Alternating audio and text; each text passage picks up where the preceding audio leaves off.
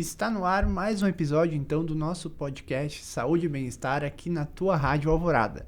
E com nossos patrocinadores, Hospital Cristo Redentor, Imunize Clínica de Vacinas, Solucione Imóveis, Ticiane Laboratórios, Dr. Rodrigo Balotin, urologista, Dr. Pedro Bittencourt, cardiologista, Deliciare, GSB Áudio e Vídeo e Odonto Rigo.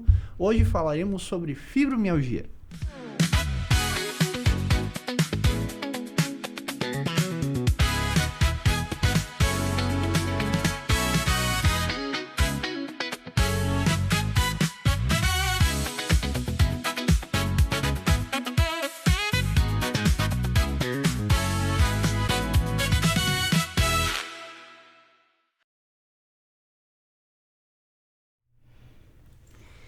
Então, para falarmos hoje sobre fibromialgia, estamos recebendo aqui no nosso episódio a Josiane Gasparin, que é coordenadora do grupo de políticas públicas aí voltadas às deficiências ocultas. Bem-vinda, Josi. Bom dia, Dr. Jefferson. Muito obrigada pelo convite. Bom dia a todos que nos ouvem no dia de hoje. Falei certinho o nome do grupo? Sim, suporte isso. Eu sou da coordenadora de políticas públicas, né? Mas dentro do grupo. Isso aí também, no suporte do grupo. Também estamos recebendo o Edelvan Girardi, que é psicólogo e apoiador do grupo. Bem-vindo. Muito obrigado, Dr. Jefferson, pelo convite. Poder falar um pouquinho hoje sobre essa questão da fibromialgia, enquanto parte da equipe técnica do CRAS também se faz importante aí junto à comunidade marauense. E também estamos recebendo a Marilene Monhon, que é uma pessoa que, possui o diagnóstico de fibromialgia e também faz parte do grupo. Bem-vinda, Mari. Bom dia, Dr. Jefferson. E estamos aqui para falar um pouquinho sobre o que é essa doença que a gente sente na pele e tentar ajudar outras pessoas. Obrigado. O grupo é novo em Marau, né? Não faz muito tempo que começou. Por mais que seja uma doença, né, que se tem relatos desde o século XIX aí sobre fibromialgia, né? Ganhou um nome na década de 70, mas por muito tempo a gente não se tinha um conhecimento tão disseminado, né? As pessoas sofriam muito de dor. Mas Marau não faz muito que se fundou o grupo. Isso, Joseph? Isso, doutor. Na verdade, existia, né, movimentos, então, das pessoas, né, com fibro, tentando justamente fazer isso, né, ter um grupo efetivo para orientação, né, para divulgação, até porque agora a fibro, recentemente, né, com a lei do ano passado, a 15.176, que definiu como a fibro, né, associada à deficiência, né. Então, através da Coordenadoria de Políticas Públicas, que também é recente, né, que o governo municipal, na hora Vilmo, então, inseriu no município, a Secretaria de Desenvolvimento Social dá esse suporte, né, a coordenadoria, e a coordenadoria faz esse movimento, então, com todas as deficiências. E aí, pelo grande número de pessoas que nos contataram, né, alegando a questão da deficiência, nós, então, organizamos o grupo de fibromialgia, né, com a parceria, então, da Mari, das meninas que iniciaram todo o movimento também, o Edelvan, que deu suporte para nós, dá ainda, né, e também nos atendimentos que ele faz na unidade de saúde também, né, no SF Jardim do Sol. Então, nós estruturamos esse grupo para ser um grupo de suporte às pessoas que têm deficiências ocultas, né? Não só a fibromialgia, mas também o lúpus, né, que se enquadra. Mas hoje, de modo especial, nós falamos sobre a fibro. O grupo, sim, ele é recente e nós nos organizamos, então, a partir de fevereiro, a gente iniciou as atividades, com atividades mensais, né? Levando cada mês um profissional de uma área diferente para trabalhar as diversas abordagens e as diversas faces da fibromialgia. E a Mari, hoje, uma das fundadoras do grupo, mas já tem o diagnóstico há bastante tempo, Mari. Foi uma luta até chegar ao diagnóstico. Mas eu tenho o CID mesmo, propriamente dito, desde 2008. Foi uma luta para chegar até o CID, porque as minhas dores vêm de muitos anos. Mas desde 2008 que eu tenho CID e em tratamento desde 2008. E como é que começaram esses sintomas, né? Começou com uma dorzinha, porque a gente sempre fala, você não dorme com uma doença e acorda, dorme sem a doença e acorda sem ela, né? É um avanço. Como é que foi o começo? Que eu acho que é importante esse relato, porque às vezes muitas pessoas começam a sentir e demoram para buscar ajuda, né? Para buscar um diagnóstico. E às vezes o diagnóstico, quanto mais demorado, mais a gente acaba perdendo de dar uma qualidade de vida. Eu, desde que eu me conheço por gente, eu tinha dores. Mas eu, como quase ninguém sabe, só a minha família mesmo, quase ninguém sabe, eu tive paralisia infantil aos 7 anos de idade. E eu acredito, claro, ultimamente, né? Eu acho que foi a partir dali. Porque eu fiquei muito doente aquela vez, e foi a partir dali eu nunca mais fiquei bem. E eu acredito que foi ali que desencadeou. E sempre foram dores? Dores, muitas dores. E eu fui crescendo assim.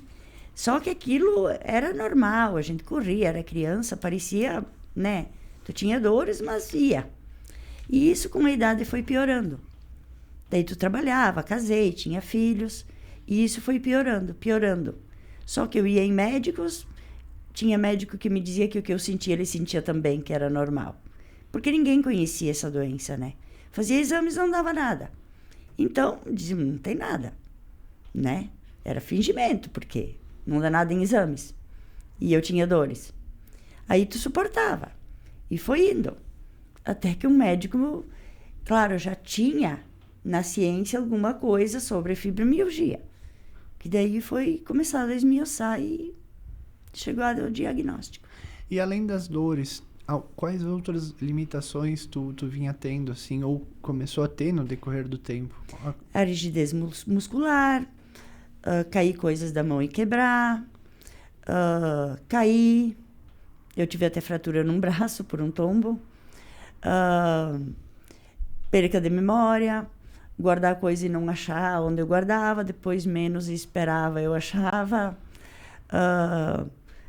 Coisas assim, infecção no olho, muitas coisas. Porque nem todos é igual, nem todos têm o mesmo sintoma. Com o tempo tu vai aprendendo isso. Tem uns que é mais grave, outros menos. Por exemplo, eu tenho problema que me dá essas infecções nos olhos. Outros não. Muitos têm, outros não. Nem todos é igual. Então não dá para se basear de um para o outro. Uhum. Mas são várias coisas que acontecem, muitas coisas. E dores nas costas, dores nas pernas, dores nos braços. Eu, por exemplo, hoje, a minha característica é o cabelo curto, quase que nem de um homem. Por dificuldade de lavar o cabelo. Eu tenho um banco no meu banheiro. Eu lavo o meu cabelo 2 vezes por semana. Porque um pouco eu esfrego e outro pouco eu tenho que largar os braços para baixo de dores. E uma das coisas que a gente vai vendo, assim, né, que é o relato da Mari, às vezes é a questão de ter o preconceito, às vezes, né, às vezes da própria família, às vezes da sociedade, porque, como o próprio grupo diz, é invisível, né, você não enxerga. Eu acredito que o papel da psicologia, né, acaba sendo um dos pilares principais dentro disso. Exatamente. A psicologia, ela contribui muito com a pessoa que tem esse diagnóstico de fibromialgia, porque realmente a gente trabalha para que a pessoa compreenda o quadro de dor que ela está sentindo, a limitação que isso vem ocasionando na sua vida, porque o grande problema da fibromialgia, além de todos os sintomas físicos, é a questão da aceitação. Então, trabalhar com o paciente a aceitação de um diagnóstico é algo complexo. A partir disso, a gente auxilia o paciente a conversar com a família para que ele compreenda também e a família entenda o quadro pelo qual a pessoa está passando. E a partir disso, a psicologia vai criando subsídios, de fato, para que a pessoa consiga ir lidando com aquelas situações de uma maneira que não agrave tanto os sintomas no seu organismo. Porque a gente também entende, enquanto psicólogo, que quando a gente está com um quadro de dor, né, por mínimo que seja, a gente já tem alguns agravos à nossa saúde. E quando a gente fala de uma deficiência oculta que realmente é caracterizada pelo quadro da dor, a gente está falando de limitação dessa pessoa E é aí que começa o comprometimento principal, porque a pessoa não aceita e aí ela acaba agravando ainda mais os sintomas no seu corpo. Então, a psicologia, ela trabalha muito nessa questão da aceitação, primeiramente, além das questões de acolhimento e tudo mais que a gente sabe que se faz necessário. E dentro da próprio diagnóstico, assim, um dos critérios que você vê é até a questão do humor deprimido, né? Porque o paciente, você acorda com dor, você não dorme direito, né? Tem um sono não restaurador, que é uma das questões, e a gente vê que isso vai limitando bastante, né? E até às vezes eu falo, né, para os pacientes, eu acho que o humor deprimido, ele entra como um dos critérios ali que tu acaba avaliando, mas ele também é uma consequência, né? Porque você estar limitado de ter uma qualidade de vida, de deixar de sair porque tem dor. E a psicologia, ela acaba trazendo até métodos, né? Hoje, de terapia, né, individuais. Quais são as principais, assim, que vocês têm usado no grupo, assim, indicado para buscar? Então, falar de terapias individuais é muito importante, porque a gente compreende que os pacientes com fibromialgia, cada um deles tem um tipo de sintomatologia, né? Então, a gente vem trabalhando, como a Josi comentou, esse grupo iniciou no ano passado na SF que eu atuo, em que a Mari fazia parte, e esse ano a gente acabou levando para o município para poder também tratar as pessoas de uma maneira mais individualizada. A gente tem o grupo, então por vezes a gente acaba trazendo profissionais para ir conversando com as nossas usuárias que apresentam esse diagnóstico para tentar novas alternativas. Então eu sempre comento que alguns pacientes, a terapia individual, ela é mais objetiva, porque ela consegue criar mecanismos para aquela pessoa entender, de fato, toda a situação que ela vem passando. Algumas pacientes, a gente acaba indicando a auriculoterapia, que auxilia bastante. Outras pessoas não conseguem fazer a auriculoterapia. Algumas pessoas conseguem fazer acupuntura, outras não conseguem. Algumas conseguem fisioterapia, algumas não conseguem. Então, nós, a psicologia, a gente vem trabalhando para ver aquilo que a pessoa consegue, de certo modo, ir fazendo no seu dia a dia para ela conseguir algum benefício. Porque a psicologia também é multiprofissional. A gente precisa trabalhar essa questão multi para nós conseguirmos dar conta daquilo que o nosso paciente está trazendo. Porque é muito fácil as pessoas julgarem no dia a dia aquele quadro e eu não posso, enquanto profissional, simplesmente delimitar que apenas a psicologia específica vai auxiliar no tratamento, sendo que isso não vai ter uma eficácia quando a gente acaba atuando de maneira isolada somente como psicólogo. Até uma das coisas que eu sempre falo para os pacientes, eu digo que ainda a fibromialgia não se sabe muito bem o mecanismo dela, né? Se sabe que é uma sensibilização central, né? O nosso cérebro é o centro da dor, né? Então, você tá com os nervos à flor da pele, né? Qualquer estímulozinho, o cérebro já recebe um estímulo muito grande, reage. Diferente de uma pessoa que não tem, né? Então, o tratamento acaba... O mecanismo é complexo e o tratamento também acaba sendo complexo, né? Exatamente. Por isso que, normalmente, a gente precisa entender aquilo que o paciente vem sentindo. Se é só um quadro que a gente fala, assim, de humor deprimido, se tem alguns agravos, a questão do sono, se tem questões que a pessoa tem uma ansiedade exacerbada. E aí também a gente vai tratando, porque a psicologia atua muito com a questão de... Nem tudo é com o uso de medicação. Muitas vezes o paciente só precisa ser acolhido. E é isso que muito se trabalha na psicologia, a questão de acolher aquele momento em que o paciente vem sentindo, porque cada atendimento com o paciente é único. Sempre foi na psicologia, mas quando a gente trata uma questão de fibromialgia é mais delicada ainda, porque por vezes eu preciso entender que tem pacientes que chegam na sessão e eles não conseguem sentar na cadeira ou na poltrona, e eles preferem ficar em pé porque é a maneira que eles conseguem ficar naquele momento. E eu, enquanto psicólogo, preciso entender e acolher essa dor naquele momento. Então acaba que, né, o tratamento ele é multifatorial, né? Multifatorial. Medicamento, tem que fazer terapias não farmacológicas, né? Pilates, alongamento, reforço muscular, acupuntura, auriculoterapia. Isso. A gente precisa, na verdade, ir mapeando aquilo que o nosso paciente consegue fazer naquele momento, porque nem todos conseguem fazer tudo. E como é que tem sido a busca, assim, após, eu acho que a aprovação da lei, né, que agora, acho que até vou deixar a Josi explicar um pouquinho o que mudou, na verdade. Mudou na questão de legislação, né, mas o acesso a essas políticas públicas, como estão as políticas públicas voltadas, né, isso não só em âmbito municipal, mas é uma lei federal, como que está o acesso, o que muda, né? Até a Mari tá com o cordãozinho, acho que dá para até nós explicar um pouquinho, porque às vezes as pessoas veem um paciente com um cordãozinho, né? Não só da fibro, mas até de outras deficiências, né? E às vezes acha que é um acessório, mas não entende o que aquilo importa, o que muda para aquela pessoa no sentido de mostrar que ela tem uma limitação, que ela precisa ser vista de uma forma diferente, mas não um diferente com preconceito, um diferente que ela precisa ser assistida de forma diferente.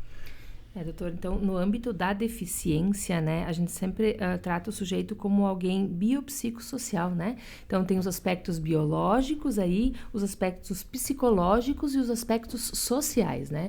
E a gente sempre busca, então, até pelo histórico, né, da deficiência, a autonomia. Uma vez as pessoas tido como deficiente, então eram isolados da sociedade, eram excluídos, e agora a gente vem lutando pela questão da inclusão, que não é de hoje, né? Mas com essa questão de que nós não deveríamos falar sobre inclusão, porque ela é natural, né, por si só. Mas, infelizmente, a gente precisa de leis, de suportes para que a comunidade num todo entenda, né, essa questão de que somos todos diferentes, né? E precisamos ser acolhidos dentro das nossas condições. Então, no quesito deficiência, né? A fibro, ela vem aí justamente com a necessidade de uma avaliação multi, né? Por quê? Porque apenas o diagnóstico médico por si só, ele não vai definir a condição da pessoa. Ele identificou uma característica, né? No caso, a deficiência, mas aí por isso que a gente usa o termo pessoa com deficiência, porque a pessoa vem antes, né? E aí também está a questão do preconceito. É sempre a deficiência, aquele é deficiente. Não, é uma pessoa que tem a condição, né, de deficiência. E considerando, então, a fibro em especial, entrou na questão de deficiência porque tem um impedimento a longo prazo, em diferentes aspectos, né? Então, como o Edelvô falava antes, cada um é único. Então, por mais que a gente nós temos um grupo de pessoas com fibromialgia, mas cada um, assim como a Mari também citou, cada um vai sentir de uma maneira, cada um vai ter as suas, dentro da condição, as suas características, enfim. E aí, na questão do grupo, a gente tem divulgado, nós hoje contamos com 100 pessoas nesse grupo de pessoas com fibromialgia, de fibromiálgicos, né? Além das demais deficiências ocultas, que entra também o lúpus. E aí, esse grupo, a gente também tem um momento para ouvir, né, a vivência, a realidade dessas pessoas. Então, por exemplo, os relatos de que às vezes eu estou usando o cordão e as pessoas me olham de uma forma diferente, né? Justamente o cordão de girassol é para identificar a pessoa que tem uma deficiência oculta. Porque, socialmente, né, culturalmente falando, a deficiência para nós parece que tem que ser vista, tem que ser física. Eu enxergo, o cadeirante, aquele é uma pessoa com deficiência, né? Uma deficiência intelectual, daqui a pouco a gente não identifica como, eu não sei o que ele tem lá, mas por que ele está usando aquele cordão? Por que ele tem atendimento preferencial se eu não visualizo nada nele de diferente, né? Então, o cordão vem justamente para auxiliar nessa identificação e uma forma também de diminuir, se não extinguir, o preconceito. Porque aí a pessoa já vai entender que, lá na fila, de preferência, aquela pessoa está usando um cordão de girassol porque ela possui uma deficiência oculta, ou seja, não está visível aos olhos, né? E as pessoas, a partir do momento da divulgação e né, também a questão do boca em boca, assim, que as pessoas vão divulgando, tem nos procurado para entender, então, um pouquinho a mais sobre o que é esse grupo, o que a gente faz, seus direitos, deveres, né, e tudo mais. Então, a ideia de levar todo mês alguém diferente, um profissional diferente, é justamente por isso, para nós atender todos esses aspectos que compõem o ser humano, né, dentro da sociedade num geral. Então, nós temos momentos que a gente leva a questão biológica, né? Então, até o Dr. Jefferson participou também, né? Para entender um pouquinho como que se identifica, o que é em si essa deficiência.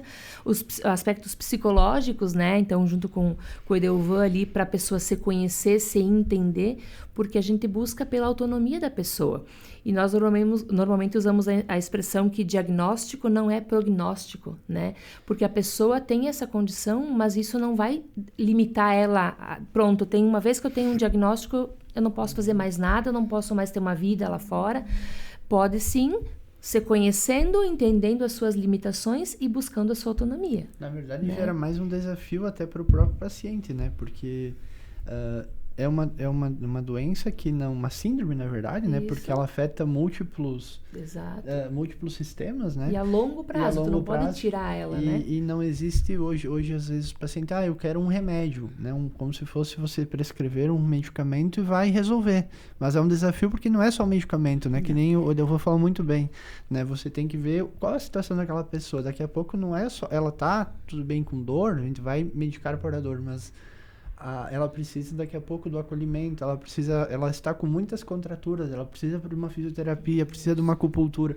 Então, o desafio de que ela não vai ter apenas um remédio, ela também tem que buscar novos métodos e se conhecer. Exato. Acho que entra um desafio nisso também, né? E, doutor, eu acho que essa também é uma das dificuldades, né? Quando a gente trabalha com as pessoas com deficiência, se todo mundo busca por uma receita pronta. A pessoa tem fibromialgia, você trabalha assim, tanto na questão de saúde, na educação, né, no geral.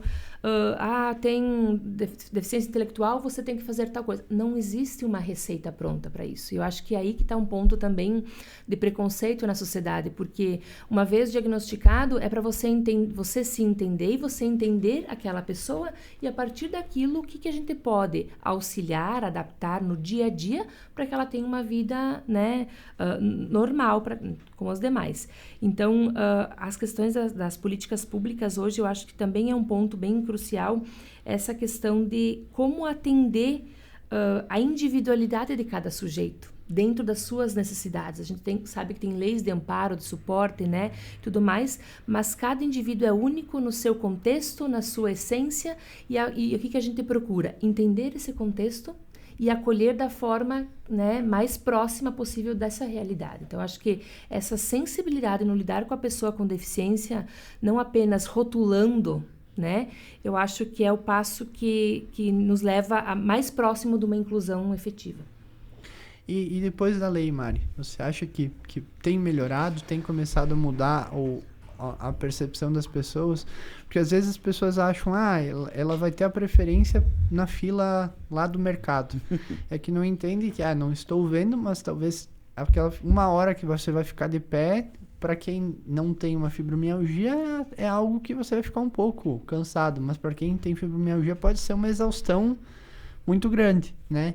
É um entendimento do que a gente tem que começar como sociedade a entender, não só para a fibromialgia, mas para as outras deficiências. Tu tem percebido no teu dia a dia que tem mudado? Óbvio que nada, não é que nem eu falei, né? Não é você dormir de um jeito e acordar de outro. São mudanças que a gente vai tendo no decorrer do tempo, né? Um amadurecimento. Mas tu tem percebido como no teu dia a dia, como sendo uma pessoa com fibromialgia? Olha, essa lei é um grande passo. A gente lutou muito por isso. E graças a Deus, com a lei, a gente tem muita esperança. Tá abrindo portas, sim. Tá começando. A gente já vê sinais em vários aspectos. Um grande passo, inclusive, é o nosso grupo aqui em Marau, que quando a gente começou a luta junto com o Edelvan, eu achei que fosse demorar mais, até que eu achei muito rápido. A Secretaria de Saúde aqui de Marau foi muito rápida em começar a nos responder a partir do nosso pensamento. E isso a gente é grato. A gente vê movimentos, está começando sim. E isso é um grande passo para nós fibromialgicos no Brasil, eu acredito, né? Porque a gente não tinha uma lei. Então, a gente não tinha esperança. E isso era uma luta de várias pessoas do Brasil inteiro. Então, isso é uma grande porta que está se abrindo. Claro que, a início, tudo leva um tempo, A gente está engatinhando, tem muitas partes da lei que faltam ser sancionadas, e isso depende de ser sancionado para que outras portas se abram, mas é um grande passo, e isso nos dá uma enorme esperança. Mas o maior encalce ainda para nós, e isso em termos mundiais, digamos, né? É que não se tem ainda certo do que vem e um tratamento certo. Essa é o maior entrave. Porque eu até hoje, desde que eu me trato, eu tomo muitas medicações, fiz muitos testes, foram trocadas muitas medicações. Eu tomo tudo que tem de mais moderno e em dose máxima. E as minhas dores não passam. Eu não sei o que é viver sem dor. Eu sonho em viver um dia sem dor. E eu não sei o que é isso. Então, o meu sonho é que um dia descobrisse a descoberta do que vem e um tratamento certo. Só que isso a ciência mundial ainda não tem para nós.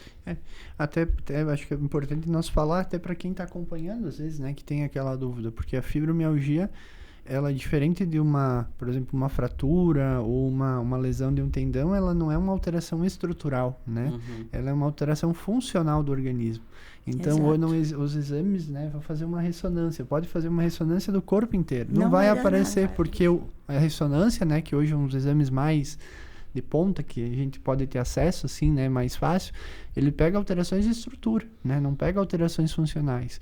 Então, hoje o diagnóstico, ele acaba sendo um diagnóstico de exclusão, você tem que excluir que a pessoa não tenha outras doenças que estão causando aquela dor, e é um diagnóstico clínico, né? Hoje se segue o Colégio Americano de Reumatologia, ele criou, né, tem a última atualização em 2016, se não me engano, com os critérios, e daí você descartou todas as outras doenças, né, que podem estar gerando aquela dor, para aplicar os critérios e a pessoa ser tratada como uma fibromialgia. Só que isso é desafios, né? Porque é tempo de investigação, é tempo de entendimento, às vezes não são todos os profissionais que têm um conhecimento da doença, né? Às vezes a questão de exames também é um limitador, né? Porque muitos exames, assim, são de um valor alto para você fazer, às vezes você está na fila, é uma fila, às vezes, demorada, né? Então, são desafios que ainda a gente acaba encontrando. Não sei como está hoje com a lei, se mudou algo nesse sentido da acessibilidade para o Sistema Único de Saúde, se segue o mesmo fluxo, porque é delicado, porque assim, são várias outras deficiências que também acabam seguindo o mesmo fluxo, né? E isso acaba também sendo um desafio para a gestão pública conseguir atender isso, né? Porque a lei foi feita, mas também não foi feito novas mudanças na questão orçamentária, assim, tanto não só a esfera municipal, mas a esfera estadual, federal. Exato. Então, às vezes as leis são bonitas, são feitas, a gente fica muito feliz que são feitas, mas infelizmente a questão de executar, às vezes falta recurso. Como é que está isso hoje? Exatamente, né?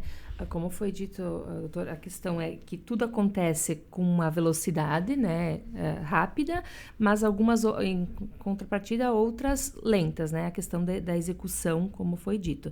Envolve a questão orçamentária, envolve toda a questão de planejamento e também de equipe multi, né? Então, hoje, uma das dificuldades ainda que você tem é exatamente isso, é a equipe multi disponível para atender, né, toda essa demanda que vem vindo. Então, assim, como a Mari disse, né, antes, a questão do engatinhar. A gente está buscando, né, formas. Então, uma das formas, por exemplo, é atender o grupo, né, é uma das primeiras formas que a gente encontrou também de levar profissionais de diferentes áreas para dar esse suporte, né, a questão dos atendimentos preferenciais, né, nos locais. Claro que é o que a gente sempre deixou bem claro, por exemplo, na questão de uma questão de saúde, num pronto atendimento, né, lá nós temos o atendimento preferencial, mas aí numa situação X nós identificamos um fibromiálgico, um autista e uma pessoa idosa. Também é preferencial. Né? Pode não ser um Esses PCD, mas é um preferência. preferencial. Os 3 são preferenciais. Então, dentro da Exato. preferência, nós temos a prioridade. Né? Que é o que? A questão ali é a saúde. Esse é até o ponto que eu trouxe para nós debater um pouquinho. Porque às vezes se causa um pouco de má interpretação, né? E então, às vezes, não é que você tenha a questão da preferência, porque existem outras preferências. Isso. Exato. Eu, por exemplo, meu reumatologista me proibiu de procurar pronto-socorro. Eu só fui uma vez na minha vida no pronto-socorro por dor da fibromialgia, aqui em Mara. Porque as medicações que são aplicadas lá para dor, elas vão fazer efeito por 2 ou 3 horas, não mais do que isso, e não vai resolver. Então, não vale a pena eu ir até lá. Então, eu uso as minhas medicações normais e procuro descansar em casa, que eu tenho, no caso, os extras para tomar em crise. Então, eu uso a minha medicação das crises e eu fico em casa, porque eu sofro muito menos do que o tempo de ir lá, aguardar um atendimento, que eu fico fora do meu conforto, que vai me causar mais dor ainda. E o estresse da situação também. O estresse, né? da situação, aumenta tudo. Muito. Então, para mim, a única vez que eu tentei ir lá foi mais desgastante e mais sofrido para mim. Então, para mim, é mais confortável ficar em casa e passa a crise mais rápido. Além, porque a medicação que tem lá não é mais forte do que a que eu uso no momento. E depois até a questão das medicações, né? Até um ponto importante a gente trazer, que a dor da fibromialgia, né? Geralmente as pessoas querem anti-inflamatório, tomam muito anti-inflamatório, tomam muito corticoide, mas a gente acaba usando moduladores de dor, né? Que geralmente às vezes entram os antidepressivos, entram, né, os gabapentinoides, né? Enfim, então o tratamento ele não é simplesmente um remédio que tu vai fazer e vai tratar a dor. Isso que a Mari falou é fundamental até para o entendimento de quem está sofrendo e está começando a buscar o desafio do diagnóstico. Um adendo, doutor, no que o senhor está falando aí. O controle emocional. Uhum. Eu tenho meu psicólogo aqui e eu me trato com psiquiatra. Tem pessoas que têm preconceito com psiquiatra. Não. Psiquiatra é uma pessoa que ajuda muito a gente. Porque para tu aguentar a dor, tu tem que ter um controle emocional. Eu tomo medicação, eu sou acompanhada pelo meu psiquiatra há muitos anos. É um ótimo profissional, eu tomo minha medicação. Eu tive tentativa de suicídio. Eu tomo remédio para dormir, eu tomo uma medicação ali muito forte, porque eu não durmo, senão as dores não me deixam dormir. Mas tu ter o controle emocional para tu aguentar tuas dores, eu não tenho vida social. A minha vida social é o grupo. E eu acho que isso que entra num fator muito importante, né? Pegando o gancho aqui, a questão do grupo, acho que é a autoaceitação e o entendimento que você não está sozinho, né? Exatamente. Que você não está vivendo Exato. aquilo... né? Só eu que tenho esse problema. Inclusive, quando a Mari fala que a gente teve um grande avanço nessa questão do grupo, é porque realmente o grupo começou como um grupo de saúde mental na ESF do Jardim do Sol ano passado, na ESF que eu atuo 20 horas também. E aí, a partir do grupo, a gente começou a perceber que a maioria das pessoas que estavam com sofrimento psíquico naquele grupo eram pessoas com diagnóstico de fibromialgia. E aí a gente começou todo um movimento para que a gente conseguisse fazer esse grupo municipal. Aí, a partir do momento em que eu também venho para o CRAS, para o atendimento como parte da equipe técnica, e a Josi, enquanto coordenadora das políticas públicas, a pessoa com deficiência, também tinha a ideia de fomentar essa questão do grupo municipal. Então, a gente acabou levando essa questão de um grupo que se iniciou lá numa ESF, levando para todo o município por meio da coordenação. E aí que a gente consegue atingir muito mais pessoas. Hoje, o nosso grupo tem 100 pessoas, como a Josi comentou. Nem todas participam de todos os grupos, mas em alguns momentos de turnos distintos que a gente vai colocando o grupo, as pessoas vão indo, então a gente consegue acolher a gente consegue ouvir aquela demanda das pessoas. Muitas vezes elas me chamam assim do ladinho, posso conversar contigo em particular? Eu acolho também aquele momento. Às vezes é alguns minutos, mas que faz toda a diferença para aquele momento, para aquela pessoa que está com um quadro de dor, mas que muitas vezes o quadro de dor ele vai se agravando por uma questão de ansiedade. Uma questão bem emocional que vem acarretando num prejuízo maior. Às vezes eu brinco com as minhas pacientes que elas me dizem, eu não saí final de semana, eu tava com muita dor. E às vezes eu falo para elas assim, mas e a dor? Se você saísse, ia continuar ou ia parar? Ou ia aumentar? Em casa, a dor diminuiu? Ela parou? Ou você acabou se frustrando por ficar em casa, às vezes, num dia bonito? E aí elas pensam um pouquinho, realmente, a dor continuou por um bom tempo. Então, muitas vezes, eu tento fazer com que elas compreendam que ter uma vida social, em alguns momentos, é importante. Porque também é importante se desafiar. Como a Mari colocou, ela é uma participante que, dos grupos que a gente fez, a Mari participou 100% dos grupos, né, Mari? Porque realmente, além da Mari ter esse engajamento todo da construção desse grupo, também nem todas as vezes que a Mari foi, ela estava 100% naquele momento para ir no grupo, mas ela foi. Porque ela sabe o quanto é importante estar lá, compartilhar a experiência, ouvir dos profissionais aquilo que a gente está buscando para melhorar a condição de saúde dessas pessoas. O grupo é uma vez por mês? É pouco, mas é aquilo que a gente consegue também nesse momento, até porque a gente entende que a gente tem uma grande demanda de trabalho, que a gente está conseguindo fazer o mínimo, mas é o mínimo que a gente tinha que iniciar. Para os próximos tempos aí, a gente vai adequando. Mas hoje, esse pouco tem sido muito significativo para as pessoas que participam e porque elas vão entendendo que não estão sozinhas. Elas estão se sentindo acolhidas pelas equipes de saúde, pela parte da Secretaria de Desenvolvimento Social também, pela própria parte da Josi, enquanto coordenadora também das políticas com deficiência, e juntos a gente vai trabalhando e buscando novos engajamentos para que a gente consiga fazer com que as pessoas entendam e aceitem, né? Porque a gente também tem que fazer com que a sociedade aceite essa condição, porque só quem vive e convive com a dor é que é capaz de saber aquilo que está passando naquele momento. E eu acho que vale também até o apelo para quem participa do grupo de não abandonar o grupo, né? Porque Exato. uma conquista tão grande, né? De anos tentando, né? Alguma coisa. Agora que conseguiu, e às vezes, porque é de graça, as pessoas não valorizam, né? Exatamente. E daí é um encontro mensal, mas é um encontro. Só que daqui a pouco, se as pessoas deixam de ir, é gestão pública, né? É recurso de todo mundo. Se as pessoas não usam, não tem o porquê ter, né? Exato. Então, acho que é o apelo já foi conseguido, que as pessoas mantenham, né, o grupo ativo, para daqui a pouco, né, no próximo ano, conseguir aumentar para 2 vezes no ano, para conseguir novas coisas. Exatamente. Só que eu acho que o engajamento é fundamental. E até uma coisa que às vezes eu falo com os pacientes é que, assim, ficar parado não melhora a dor. Não melhora. Pelo contrário, piora.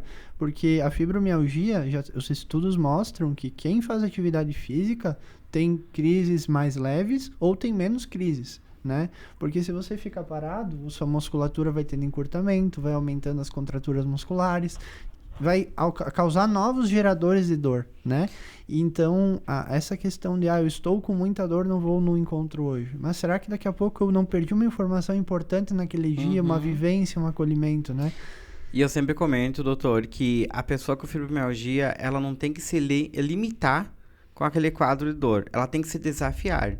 Porque quando ela se limita, quanto mais limitada ela estiver, ela vai se acostumando a estar naquele local e aí ela acaba muitas vezes se fechando para todo mundo, né? E isso a gente, enquanto psicólogo, acredita que quando a pessoa ela acaba perdendo o convívio social, ela acaba perdendo o contato com as pessoas, ela acaba se fechando no seu mundo, as outras doenças psíquicas como depressão, ansiedade, irritabilidade, a questão do sono, acabam piorando. E aí a gente entende que com essa piora de sintomas realmente ansiosos e depressivos, acaba que ocasiona brigas na família, desentendimento com filhos, com esposo, com pais, enfim. E aí a gente acaba se fechando para o mundo, ficando isolado. E isso não é bom porque vai agravar o quadro aí da fibromialgia também. E hoje, Josi, para acessar o grupo, como é que funciona? E além disso, acho que se tu puder explicar um pouquinho, né? Hoje a Mari, ela está identificada, né? Ela hoje teve essa mudança também de ter o direito de uma identificação oficial, né? Numa carteira de identidade. Se puder explicar um pouquinho como funciona isso. Então, toda a importância, né, das pessoas se manifestarem para a gente também ir identificando as demandas existentes, né? Com a questão do grupo, a gente não imaginava que existe um número, né, tão significativo de pessoas no município, né, já diagnosticadas e que vêm sendo diagnosticadas. Então, é fundamental também para que a gente possa entender o que a pessoa vivencia, né, e também pensar em outras políticas para esse público, identificar o que a gente tem, né, na nossa sociedade. Então, um dos pontos principais, assim, até gostaria de fazer um apelo à comunidade num todo. Nós estamos retomando uma pesquisa sobre as pessoas com deficiência na cidade, né? Ela está no site da prefeitura, na página inicial lá, também nas redes sociais da Secretaria de Desenvolvimento Social, para identificar as demandas das pessoas com deficiência que nós temos hoje no município. Quais são as deficiências, né, o número de pessoas que a gente tem, até para pensar em ações mais assertivas. E foi o caso da fibromialgia, né? A gente iniciou, a partir dessa demanda que foi vindo, né, da fibro, nós fomos buscando algumas questões para poder também auxiliar. Então, um dos avanços foi a questão da identificação, né, que Marau, então, fez todo um movimento ali. Nós realizamos aos sábados, uma vez por mês, a princípio, nós estamos fazendo o agendamento da carteira de identidade PCD, né? Então, nós pensamos o quê? Vamos fazer uma carteirinha até em concordância com o próprio grupo, né? Daqui a pouco a gente faz uma carteirinha específica para fibro que vai valer no município. Saiu do município, né, ou do estado, não tem validade. Então, nós aderimos à carteira URG, né, que é âmbito nacional. A partir da identificação da deficiência, lá atrás da carteira vai, então, o símbolo da deficiência, e aonde a pessoa for, ela vai ter o seu RG com a simbologia.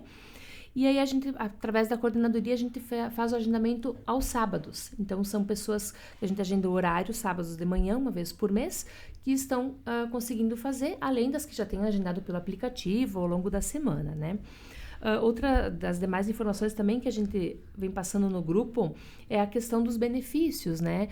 No último encontro nós tivemos a questão do assistente social, que fez toda uma explanação, então diferenciando os benefícios assistenciais, né? Dos previdenciários também, já tivemos a questão jurídica presente também para esclarecer, porque a lei diz que temos alguns direitos, porém tem critérios para acessá-los, né? Então é importante que as pessoas também saibam.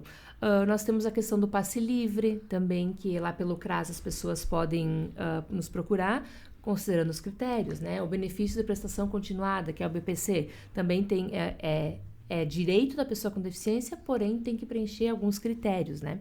E hoje o acesso, então, ao grupo, as pessoas podem estar contatando o CRAS diretamente, nós temos um link, né, que é de acesso a um grupo de WhatsApp.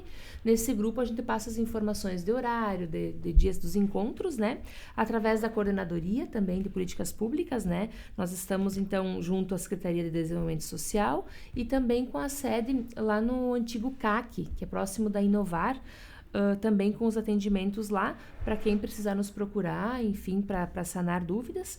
E aí a gente vai também buscando mais informações para repassar e providenciando mais ações em prol, né, das pessoas com deficiência num todo e do modo especial com a fibromialgia. Também temos a questão do estacionamento rotativo, né? Que daí você vai na Secretaria de Mobilidade Urbana, lá eles fazem uma credencial, então não paga, né? São alguns dos direitos que a gente está repassando as informações para o grupo e também pedindo para o grupo, né, buscar mais pessoas conhecidas, também divulgar, porque a informação ela é fundamental, né, para todas as pessoas. Então, a carteira, ela tem validade nacional. Isso. A carteira de identidade. Para todas as deficiências, né, na daí, verdade. para acessar hoje, por exemplo, os serviços preferenciais, ela tem validade em todo o Brasil. Sim. Exceto, Exato. óbvio, as particularidades de Isso, estacionamento, que quando é pago, daí tem que ver a política municipal de cada cidade. Isso, no caso, a nossa carteira aqui, né, não é paga, então o estacionamento você vai ter a credencial para Amaral, para Passo Fundo, daí não, né? Mas o RG é nacional. Nacional. Isso, com um símbolo da pessoa com deficiência. Acredito que é um ganho, né, Mari? Com certeza um ganho. Estamos avançando aí, Isso estamos engatinhando e vamos avançar muito mais, se Deus quiser. E com essa demanda também, né, da questão da fibra, a gente vai também estruturar e pensar mais ações para essa deficiência como específico também, né? E pra ti, Delva, como é que é? Tá vendo que aquela sementinha plantada lá no SF começou a crescer como profissional e acho que como ser humano também, né? Porque a gente, como profissionais de saúde, a gente tem a nossa missão como profissional, mas também tem a empatia de conseguir mudar a vida das pessoas, né? Exatamente, é muito gratificante poder estar auxiliando e estando à frente também com a Josi, com a Mari, de um grupo que tanto foi almejado e de uma condição de saúde hoje tão comentada e que por vezes não é compreendida e não é entendida. Enquanto profissional, buscar se atualizar sempre é importante para que a gente consiga, de fato, atender essa demanda. E que muitas vezes o que falta é ter um acolhimento, ter um olhar diferenciado para aquele usuário, para aquela pessoa que busca por esse auxílio. Enquanto técnico do CRAS, como a Josi colocou, a gente faz toda essa parte de acolher os nossos usuários que buscam o CRAS, de auxiliar nessa questão de preencher e de encaminhar a carteira do passe livre enquanto psicólogo. Os assistentes sociais também fazem a parte dos benefícios, como um BPC, por exemplo, também os encaminhamentos. A gente faz toda a parte de orientação para as pessoas daquilo que é direito e daquilo que é dever, porque toda pessoa com deficiência se compreende que a pessoa vem à frente, como a Josi comentou. Então, eu sei que eu tenho direitos, sim, mas eu também tenho deveres enquanto pessoa. E, obviamente, que daquela sementinha e hoje ver o projeto que se transforma é muito bacana, porque eu, enquanto profissional da psicologia, eu sempre tento desenvolver ao máximo, né, as pessoas, sempre gostando muito das políticas públicas e poder fazer a diferença no município como Amaral, sempre é muito gratificante. O município que eu sempre comento que me abraçou desde o primeiro momento em que eu comecei a atuar aqui. Não, mas gostaria de dar os parabéns. Eu acho que é um avanço, né?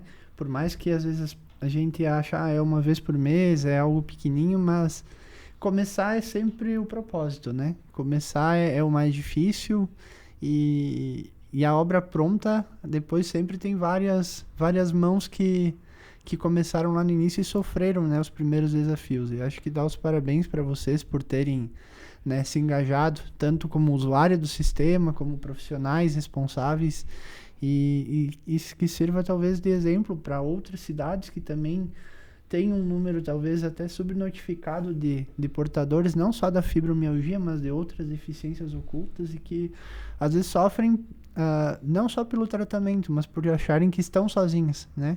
E isso é tão bacana de ver que as pessoas podem compartilhar experiências, ver que há uma luz lá no fim do túnel para que elas se sintam partes da sociedade, que elas não são a partes, elas são partes da sociedade e que elas podem ter uma qualidade de vida dentro das suas limitações, né? Exatamente, e a qualidade de vida parte muito também daquilo que o paciente busca, né, do que o nosso usuário procura.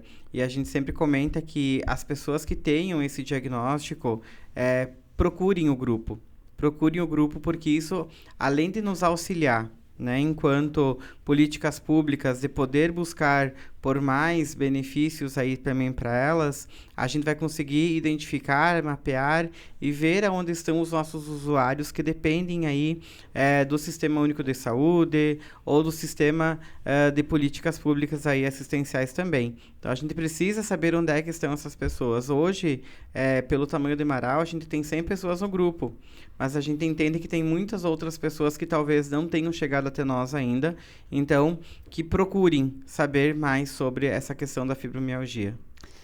Eu gostaria então de agradecer por vocês terem aceito o convite, estar aqui falando conosco hoje. Acho que foi um bate-papo bem enriquecedor, acho que talvez sanou dúvidas e também criou novas dúvidas, né? Às vezes de quem tá nos assistindo, nos ouvindo. Então, quero mais uma vez parabenizá-los e agradecer. E num próximo momento, talvez fizemos um novo episódio falando sobre outra deficiência oculta, né? E falando o quanto é importante esse trabalho conjunto, né? Que não é só profissional, mas é a conexão com os pacientes também se engajando, participando, né? E passando a informação, porque eu sempre digo, informação salva vidas, né? E às vezes a informação, ela precisa ser disseminada da forma correta. Gostaria, então, de agradecê-los, né? Vou agradecer mais uma vez, então, aos nossos patrocinadores, ao Hospital Cristo Redentor, à Imunize Clínica de Vacinas, à Solucione Imóveis, ao Ticiane Laboratórios, ao Dr. Rodrigo Balotin, urologista, ao Dr. Pedro Bittencourt, cardiologista, à Deliciare, à GSB Áudio e Vídeo e ao Odonto Rico. E gostaria de convidá-los, então, para na próxima semana nos acompanhar com mais um episódio do Saúde e Bem-Estar Podcast. Até lá!